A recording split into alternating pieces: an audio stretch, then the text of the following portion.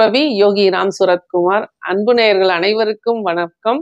இன்னைக்கு ஒரு எக்ஸலண்டான ஒரு டாபிக் சொல்ல போறேன். மாடித்தோட்டம். மாடித்தோட்டம் எங்களுக்கு இடமே இல்லை, வீட்டை சுத்தி மரம் செடி இப்படி வைக்கக்கூடாது அப்படி வைக்கக்கூடாதுன்னு சொல்றீங்க, அதனால நாங்க மாடித்தோட்டம் போட்டுக்கிறோன்னு சொல்றீங்க. மாடித்தோட்டம் போட்ட எல்லா இடத்துலையுமே கல்யாணம் நடக்கல, வருமானம் வரல, பணம் வரல, கடன் அதிகமாயிடுச்சு, நோய்கள் வந்துருச்சு, புலம்பல், ஒரே குறைகள் தான். மாடி தோட்டம் போட்டு வீட்டுக்கு முன்னாடி மாடி தோட்டம் பல ஆயிரங்கள் செலவு பண்ணி போடுறாங்க. போட்ட பிறகுதான் அங்க வாஸ்து குறைகள் ஆரம்பிக்குது. அங்க போய் பாத்தீங்கன்னா வடக்குலயும் கிழக்குலயும் நிறைய வெயிட், நிறைய செடிகள், அதாவது முட்டிக்கு மேல வளர்த்தக்கூடிய நிறைய செடிகள், நிறைய பெரிய பெரிய தொட்டிகள், கொடிகள், இது மாதிரிலாம் நிறைய வச்சிருப்பாங்க. அப்ப மாடி தோட்டம் அப்படிங்கிறத தவிர்க்கிறது நல்லது.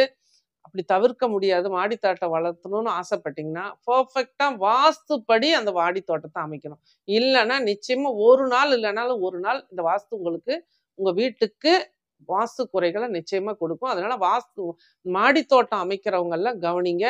எல்லாம் உங்க வாழ்க்கையில என்னென்ன பிரச்சனைகள் இருக்கோ யோசிச்சு பாருங்க. அந்த மாடி தோட்டம் வச்ச பிறகுதான் உங்களுக்கு நிறைய பாதிப்புகள் வந்திருக்கும். கல்யாணம் நடக்காது, பணம் வராது, தொழில் நடக்காது, எல்லாம் பணம் இழந்திருப்பீங்க, வந்த கேஸு, கோர்ட்டு, இந்த மாதிரி நிறைய பிரச்சனைகள். வீட்டு வாஸ்து கீழே கரெக்டாக தான் இருக்கும், ஆனால் மேலே மாடி தோட்டம் வச்ச பிறகுதான் பல இழப்புகளை சந்திச்சிருப்பீங்க.